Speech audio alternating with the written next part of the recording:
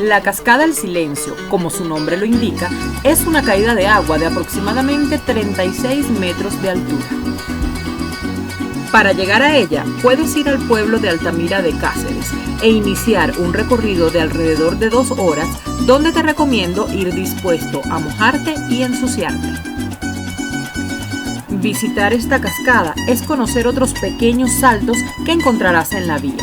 No dejes de conocer la Cascada del Silencio en el estado Barinas.